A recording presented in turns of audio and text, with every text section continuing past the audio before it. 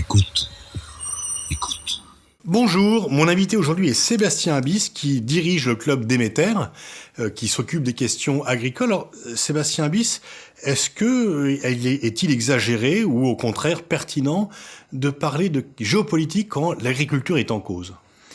Oui, parce que finalement, la géopolitique qui concerne les activités humaines sur un territoire et qui peuvent exprimer des coopérations, des solidarités ou au contraire des rivalités, des tensions, les questions agricoles et alimentaires en fait sont depuis le début de l'humanité au cœur de ces équations complexes. L'agriculture, c'est une vieille activité.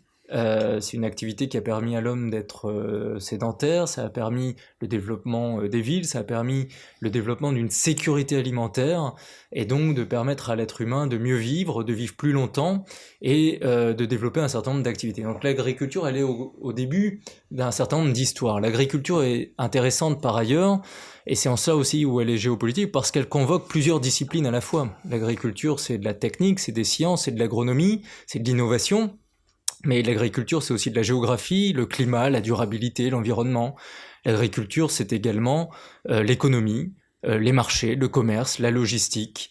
Et l'agriculture, c'est les affaires politiques. Tous les États dans le monde ont eu des politiques agricoles. Tous les territoires essayent d'avoir une stratégie de sécurité alimentaire. Et finalement, tous les individus sont concernés dans les temps profonds de l'histoire, comme actuellement, puisqu'on est tous confrontés au quotidien à cette nécessité de devoir se nourrir. Et en cela, il y a aussi une géopolitique de l'agriculture parce que le défi alimentaire ne disparaît pas. Même en 2019, il est là, plusieurs fois par jour si tout va bien pour les individus. Ça concerne tout le monde sur tous les continents. Et l'agriculture, c'est l'alimentation. Il faut jamais le perdre de vue. Il faut des activités agricoles pour permettre cette sécurité alimentaire. Et la vie des gens et la stabilité de territoire n'est jamais vraiment la même quand les estomacs se creusent ou la nourriture vient à manquer. Ce que vous dites me fait penser à un livre fameux, publié il y a maintenant plusieurs dizaines d'années, qui s'appelait « Géopolitique de la faim ». Oui, ma géopolitique de la faim avait bien montré que quand justement la faim s'installe dans des territoires, on peut avoir des difficultés. Encore une fois, à l'échelle de l'individu ou à l'échelle d'un collectif, d'une nation. Et c'est important de souligner que finalement la question agricole a peut-être été marginalisée à la fin du XXe siècle, au début de ce siècle, dans la grille d'analyse des relations internationales et des grands dossiers stratégiques.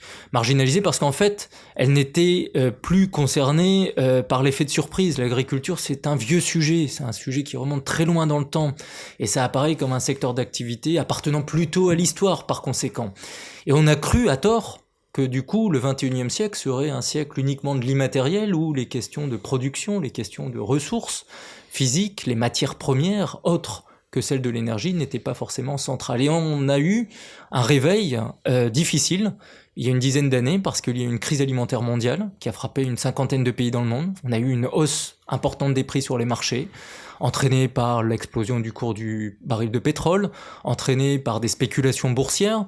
Et on s'est rappelé que finalement les équilibres alimentaires mondiaux étaient extrêmement fragiles parce qu'on produit dans peu de territoires alors que toute la planète consomme, qu'il faut donc du commerce, il faut des circuits longs.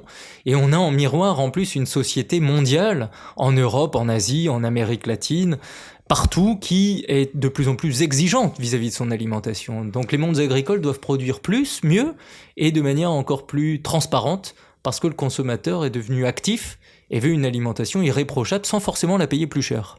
Que répondriez-vous à ceux qui disent que l'agriculture c'est ringard, c'est du passé, il y a eu le monde agricole qui est associé quand même à une période, je dirais, un peu obsolète, ensuite le monde industriel, lui-même remplacé par le monde technologique et maintenant par les données. Donc par rapport au discours qui relègue de façon dans un milieu passéiste l'agriculture, quelle serait votre réponse ? La meilleure des réponses pour ceux qui ne sont pas branchés sur les questions agricoles, qui ne sont pas sur ces métiers, qui ne vivent éventuellement pas dans les milieux ruraux, c'est-à-dire à peu près l'écrasante majorité de la société, finalement la meilleure chose à faire c'est de regarder que les GAFAM par exemple, les 5 plus grandes compagnies privées de la planète, qui sont tournées vers l'avenir, dont on explique en permanence qu'elles innovent, qu'elles préparent le futur, les GAFAM misent de plus en plus sur l'agriculture et l'alimentation. De quelle façon ?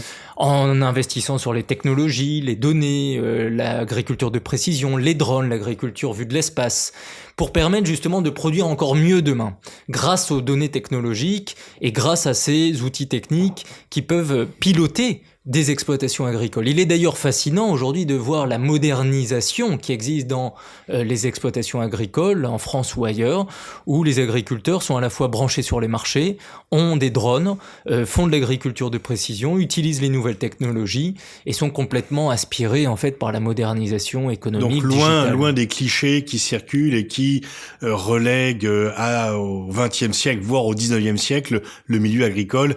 Clichés qui sont même très forts dans les milieux, je dirais, urbains et dans les capitales, non seulement à Paris, mais également à Bruxelles. Oui, parce que finalement, on a eu en Europe et en France une situation de confort d'un point de vue alimentaire et agricole, ce qui fait que la société n'a plus forcément la conscience que quand ses assiettes sont pleines et qu'en plus elle peut accéder à une alimentation hyper diversifiée, y compris la nuit, à coup de clic, parce qu'on peut commander aujourd'hui sa nourriture sur Internet et être livré au milieu de la nuit, quand on est dans les grandes villes européennes, il y a quand même des hommes et des femmes qui travaillent derrière, entre l'exploitation et les assiettes, pour produire, pour collecter, pour transporter, pour transformer, et tous ces métiers en fait génèrent énormément d'emplois en Europe, en France. Ils font vivre d'ailleurs ces ruralités qu'on dit en souffrance. Non, les activités agricoles maintiennent beaucoup d'espaces ruraux dans une activité économique, dans de l'innovation, dans de l'emploi et finalement dans une expression qui dépasse leur propre espace géographique. Et ce qui est intéressant, c'est sans doute de regarder que ce côté ringard appliqué à l'agriculture est finalement plus un défaut de la société urbaine confortable et que dans les grands pays dans le monde en développement, l'attachement à l'agriculture est extrêmement prégnant parce que les quantités ne sont pas toujours au rendez-vous et on mesure l'importance du métier agricole, du travail alimentaire pour permettre cette sécurité humaine. Quelles sont les grandes puissances, puisque l'on parle de géopolitique, quelles sont les grandes puissances agricoles? Quels sont les pays qui peuvent nourrir les autres et qui, de ce fait, ont un avantage concurrentiel? Alors sur la cartographie mondiale de la production agricole, quand bien même il faudrait distinguer selon les produits, les filières, qui sont les grands et qui sont les petits, grosso modo on sait que les États-Unis, le Brésil, l'Argentine, l'Europe évidemment, mais aussi l'Inde ou la Chine, les grands pays du monde, les grandes puissances, le sont aussi d'un point de vue agricole. Il est peut-être intéressant de mettre le focus... La Chine n'est pas en déficit agricole? Alors justement, c'est ce que je souhaitais mentionner, c'est le focus autour de la Chine, puisque la Chine est à la fois un grand pays importateur agricole, avec une balance agro-commerciale qui est devenue structurellement déficitaire depuis une quinzaine d'années, mais la Chine en parallèle produit de plus en plus, compte tenu de ses besoins. Donc la Chine produit de plus en plus, exporte même de plus en plus certains produits agricoles, mais en parallèle, sur certains produits, importe massivement. Je prends toujours l'exemple du soja, qui est d'ailleurs un produit extrêmement politique, on le voit aujourd'hui dans la rivalité entre Pékin et Washington, entre la guerre économique que se livrent les deux pays. Les productions agricoles étaient concernées et le soja était emblématique de ces tensions. Le soja aujourd'hui en Chine, c'est 2/3 des importations mondiales que la Chine réalise sur le soja, c'est-à-dire plus de 100 millions de tonnes annuelles que la Chine achète sur les marchés. La Chine est une puissance agricole, mais est une puissance agricole dont la sécurité alimentaire repose sur plus de production sur son territoire et plus d'approvisionnement depuis les marchés internationaux. Et c'est important de souligner cela parce que c'est à l'image du monde. Rares sont les pays qui finalement produisent assez pour leur sécurité alimentaire et en même temps en libérant quelques surplus pour participer aux équilibres alimentaires. Alors est-ce qu'il y aurait un volet agricole dans le projet faramineux et pharaonesque des routes de la soie ? Assurément, parce que finalement, les routes de la soie, on peut aussi les lire comme la volonté d'abord de développer l'intérieur rural et agricole de la Chine. Donc peut-être que les premières étapes de la route de la soie, les premiers kilomètres de la route de la soie sont vraiment concernés dans la volonté de Pékin de développer les 500-600 millions de ruraux et d'agriculteurs qui sont encore à l'ouest de la Chine, qui n'ont pas bénéficié de l'émergence économique très forte de ces dernières années. Et donc dans ces espaces, on développe essentiellement l'agriculture aujourd'hui. Il y a ensuite dans les routes de la soie, bien sûr, la sécurisation des flux. Et la Chine a besoin de sécuriser ses flux alimentaires. Et donc c'est sûr que quand il y a des investissements logistiques, portuaires, économiques ou productifs, dans la Corne de l'Afrique, au Moyen-Orient, comme en Iran, ou en Méditerranée, puis jusqu'en Europe, dans le cas de la France ou de l'Allemagne, évidemment les questions agricoles ou alimentaires sont concernées, avec un driver qu'on voit peut-être pas suffisamment, et qui est évoqué dans le Déméter qu'on publie cette année, c'est la question du e-commerce. les acteurs type Alibaba ou JD.com, qui sont peut-être moins connus en France que Amazon, mais qui sont plus grands qu'Amazon, ces plateformes en fait investissent de plus en plus l'alimentaire et investissent de plus en plus les champs agricoles et les champs ruraux pour les développer et en fait élargir les marchés et permettre aussi au territoire agricole chinois d'être connecté à une clientèle bien plus vaste. Est-ce que la rivalité américano-chinoise ou sino-américaine que l'on voit sur bien des domaines, et vous devez connaître cette fameuse thèse du piège de Thucydide, indiquant que l'affrontement peut se préparer entre la puissance dominante et qui stagne un peu et la puissance montante, est-ce qu'il y a aussi finalement un volet agricole de ce piège de Thucydide de la rivalité sino-américaine ? Disons que l'agriculture, dans ce cas de figure, peut, comme d'autres, être une monnaie de négociation. On va utiliser l'agriculture pour éventuellement arrêter d'exporter certains produits que l'autre pays va acheter, ou au contraire, on va augmenter des taxes sur ses productions, ou au contraire, on va arrêter de lui vendre pendant un temps donné en coupant des circuits logistiques. Ce qui est intéressant, c'est que l'agriculture, elle est partagée sur la scène mondiale. Elle est partagée par nécessité, partagée parce qu'elle génère aussi énormément d'argent. Il y a un business autour de l'agriculture et l'alimentaire. Mais l'agriculture a parfois aussi été, l'alimentation a été parfois un instrument de compétition et un instrument de rivalité. Donc on a parlé d'armes alimentaires à certaines reprises. C'est important de le souligner parce qu'on voit bien dans le cas de la relation aujourd'hui entre les États-Unis et la Chine qu'on peut avoir à nouveau une agriculture et des produits alimentaires qui sont plutôt sur un volet de tension, de rivalité et donc d'être une arme dans la négociation ou la compétition. C'est important de le dire parce qu'en miroir, on a majoritairement néanmoins des activités agricoles et des partages alimentaires sur la planète qui servent avant tout à faire la paix. Et je préfère toujours parler de l'agriculture et de l'alimentation comme étant des grands vecteurs de pacification et de stabilité sur la planète avant d'être des armes ou des facteurs de tension, quand bien même ça existe aussi parfois. Dans le rapport Demeter que vous venez de publier, vous indiquez que la demande alimentaire mondiale va augmenter de 50% dans les prochaines années et plus spécifiquement en Afrique et en Asie où ce taux serait de 100%. Nous allons passer à une population plus nombreuse, on va arriver à 9 milliards d'habitants et de surcroît une population urbanisée dont la consommation alimentaire est différente qu'une population rurale. Est-ce que on pourra continuer à nourrir toujours toute la planète ? D'abord, il faut rappeler qu'aujourd'hui, quand bien même la faim dans le monde est passée de 30% à 10% de la population mondiale, entre la fin de la Seconde Guerre mondiale et le moment où on se parle, ça représente toujours 800 millions d'habitants. Parce que si en valeur relative, qui sont sous-alimentés. Et si en valeur relative, la statistique est extrêmement intéressante parce qu'on a diminué nettement la situation, en valeur absolue, le nombre de personnes qui souffrent de la faim dans le monde reste une tenace réalité. Mais plus pour les raisons politiques que matérielles. Évidemment, on a de plus en plus le constat qu'on est capable de produire en gros ce qu'il faudrait pour tout le monde, sauf que justement l'alimentation n'est pas produite partout de manière uniforme et qu'elle n'est pas commercée avec des règles équivalentes, que tout cela a un coût, qu'il y a aussi évidemment parfois des stratégies politiques pour éviter que la nourriture va circuler correctement sur un territoire en zone de guerre, en zone de conflit. Et l'alimentation est un instrument malheureusement parfait pour mettre en difficulté des zones ou des segments de la population. Et puis à l'inverse, on sait aussi que le climat va peser de plus en plus sur les instabilités agricoles et parfois créer des difficultés alimentaires passagères mais qui peuvent être impactantes.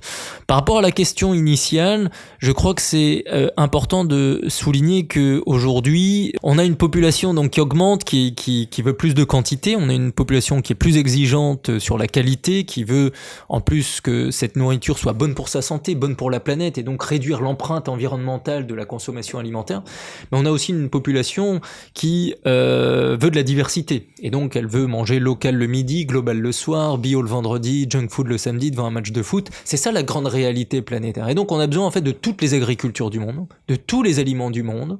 On est dans un grand métissage alimentaire sur la planète et on a besoin de circuits longs et de circuits courts. Mais est-ce que c'est possible avec une population qui augmente, qui s'urbanise et avec de surcroît, comme vous l'avez souligné, le défi du réchauffement climatique? Est-ce que, une fois encore, est-ce que Malthus va avoir raison? Malthus aura tort parce que le génie humain a fait en sorte qu'on trouve toujours des solutions. Ça veut dire aussi qu'il faut continuer à innover. Innover, c'est de l'innovation technique ou technologique. Innover d'un point de vue environnemental, socio-organisationnel, des filières, des acteurs. Continuer à faire ensemble. Le monde agricole, en fait, réalise des performances que quand il est collectif. et les individus trouvent de la sécurité alimentaire que quand il y a la paix, la coopération, des solidarités qui s'installent. D'ailleurs, c'est l'histoire de l'Union européenne. Le grand défi demain, sans doute, va se situer au niveau de la logistique. La logistique dont on parle peut-être trop peu dans les relations internationales aujourd'hui, elle est au cœur de la question alimentaire et de la sécurité. Parce que finalement, et c'est pour ça que les routes de la soie d'ailleurs investissent beaucoup sur la logistique sans doute, mais la logistique, c'est faire en sorte que les marchandises puissent circuler de manière stable, dans des conditions à peu près équivalentes pour tous. La logistique, c'est faire en sorte que les produits sensibles, comme l'alimentation, puissent transiter sans être altérés, et donc que les produits restent sûrs à la consommation, quand bien même ils viennent de loin. Et puis la logistique, c'est faire en sorte de répondre à des attentes de consommateurs très exigeants, je l'ai dit, qui veulent pouvoir être livrés parfois chez eux, sans payer plus cher leur nourriture. Et ça, c'est tout le grand paradoxe aujourd'hui des débats qu'on a sur l'alimentation, peut-être en Europe et en France, c'est qu'on a des consommateurs de plus en plus exigeants, mais qui ne sont pas capables de payer plus leur alimentation. Or, les mondes agricoles, aujourd'hui, sont prêts à relever le défi de faire encore mieux qu'hier d'un point de vue de la production et de la diversité des aliments proposés, mais ils ont aussi besoin qu'on continue à les accompagner et à les aider. Alors la France est une puissance agricole. Est-ce qu'elle en est consciente? Est-ce qu'il n'y a pas un divorce entre le pays et ses producteurs agricoles? Est-ce que la puissance agricole, d'un point de vue économique et stratégique, est suffisamment perçue dans notre pays, ou est-ce qu'elle est ignorée, voire parfois même un peu moquée ou traitée de haut? Je pense que l'agriculture a toujours été au cœur des politiques en France et d'une stratégie de long terme de faire en sorte que la question de la sécurité alimentaire en Europe et d'une puissance agricole européenne et française capable de produire plus, de produire mieux et de participer aux équilibres alimentaires mondiaux, c'est quelque chose qui existe depuis une 50aine d'années, inspiré notamment par les politiques du général de Gaulle. Peut-être qu'aujourd'hui, le débat existe sur quel modèle agricole voulons-nous ? Quelle offre alimentaire devons-nous proposer? Et finalement, est-ce qu'il faut continuer en Europe de mettre autant d'investissements sur les questions agricoles alors qu'il y aurait d'autres priorités? Ce qui est peut-être utile de rappeler, c'est que d'abord la politique agricole commune, qui concerne en effet quelques millions d'agriculteurs en Europe, c'est une part marginale de la population, mais la politique agricole commune, c'est une politique alimentaire citoyenne pour 500 millions de personnes qui bénéficient à tout le monde. L'autre chose, c'est qu'en France, aujourd'hui, il ne faut pas sous-estimer à quel point l'agriculture, l'alimentation font partie des intérêts de la France. C'est important d'avoir une souveraineté agricole et alimentaire. C'est important de constater que l'agriculture et l'alimentation, ce sont aussi des contributeurs nets à notre balance commerciale. Il n'y a pas beaucoup de secteurs d'activité en France qui, dans la diplomatie économique, l'avantage commercial, le bénéfice commercial que la France, on sait que la France subit un déficit commercial extrêmement important chaque année. Quelle est la contribution de l'agriculture à la balance commerciale française? L'agriculture, quand on prend l'ensemble des productions, l'agriculture, l'agroalimentaire, on pourrait même rajouter l'agroéquipement, parce qu'on est très bon en France sur l'agroéquipement, génère plus de 10 milliards par an d'euros à l'exportation. Et c'est très important de le souligner parce qu'en effet, de bénéfices. Et donc la balance entre les exportations et les importations. La balance est positive. C'est-à-dire c'est un des rares secteurs d'activité où en effet on exporte plus qu'on importe. Et ça permet de rééquilibrer un peu la balance commerciale globale. Ce qui me semble toujours aussi précieux de souligner dans ce contexte, c'est que quand on exporte de la nourriture, des produits agricoles, des produits transformés alimentaires, on exporte des produits qui ne sont pas mauvais pour la stabilité de la planète. Au contraire, ils sont plutôt des contributeurs nets à la paix dans le monde, à la paix des estomacs, à la sécurité de territoire. Et donc, dans cette diplomatie économique française, dont on parle beaucoup ces dernières années, oui, l'agriculture, l'agroalimentaire font partie des grandes familles à l'export qui sont soutenues. Et d'ailleurs, c'est intéressant de voir que le Quai d'Orsay a mis de plus en plus l'accent sur ces sujets, comme sur le tourisme, sur la santé ou la ville durable. Mais c'est intéressant aussi peut-être de regarder à quel point, en fait, il y aurait à continuer à décloisonner. La question agricole ne concerne pas que les mondes agricoles. Les questions agricoles, c'est aussi la maritimisation de l'agriculture française, le rôle de la marine française, le rôle des armées dans le monde pour aider des populations en difficulté, le rôle des ONG, beaucoup d'ONG françaises investissent dans le monde pour le développement agricole, le rôle de la recherche française agronomique extrêmement excellente, la formation en France ou à l'étranger autour de ces métiers, et puis un certain nombre d'entreprises françaises qui sont et sur les territoires hexagonaux et dans l'Europe et dans le monde capables de produire et de proposer des aliments de qualité pour des consommateurs exigeants. On sait que la France bénéficie très largement de la politique agricole commune, dont elle est la principale bénéficiaire. Cette politique agricole commune est très régulièrement remise en cause par les États-Unis, également par les pays africains. Est-ce qu'il y a une grande renégociation à partir de 2020? Est-ce que la France pourra conserver ce que l'on pourrait qualifier de rente de situation au sein de l'Union européenne? Alors il y a beaucoup de controverses autour de la politique agricole commune. Moi je voudrais mentionner deux choses. D'abord, on sait que si demain on a encore une politique agricole commune, sans doute qu'elle aura un budget un peu moins important que par le passé, et sans doute que cette politique agricole devra encore plus intégrer les dimensions environnementales dans l'équation de ces solutions, de ces aides et de l'accompagnement qu'elle propose au secteur. Néanmoins, il est important aussi de réintégrer les dimensions stratégiques, les questions de souveraineté que pose le débat agricole et alimentaire européen. Et quand j'entends qu'on pourrait demain dépenser moins pour la PAC pour investir sur les questions de sécurité ou sur les questions de migration en Europe, tout ça est un sujet lié. Finalement, si on veut plus de sécurité demain en Europe, il n'est pas question de désinvestir le champ agricole. La sécurité humaine serait menacée. Et si demain on veut traiter les questions de migration, on sait qu'il va falloir participer à un meilleur développement rural, un meilleur développement agricole, à une meilleure sécurité alimentaire de territoires dans le voisinage européen qui sont en souffrance sur ces questions.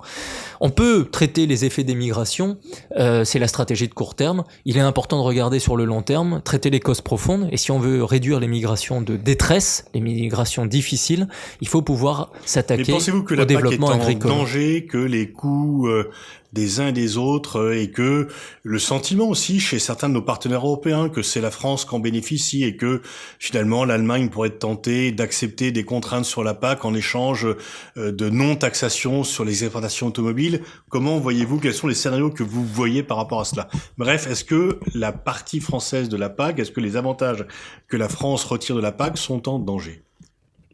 Non, parce que je pense que la France, avec un certain nombre de pays européens, ont suffisamment d'arguments à faire valoir pour que demain, dans une Europe, l'agriculture, la politique agricole commune, même avec des réformes, même avec des tonalités additionnelles et des enjeux qui se transforment, reste au cœur de la construction européenne. Je crois que le grand danger autour de la politique agricole commune, ce n'est pas l'agriculture et les débats sur l'agriculture, c'est la désunion politique des Européens, et qu'en fait, aujourd'hui, le monde agricole peut-être est préoccupé, plus que d'autres secteurs d'activité, de voir la construction européenne se déliter ou hésiter à progresser.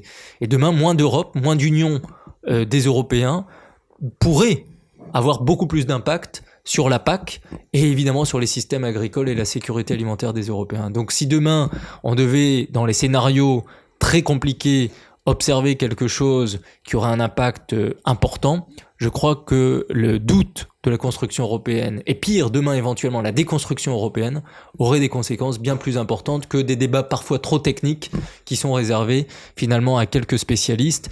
Et la PAC a peut-être d'ailleurs ce travers, c'est qu'elle est extrêmement peu lisible, à première raison qu'on a oublié d'expliquer que c'était une politique alimentaire citoyenne pour 500 millions de personnes.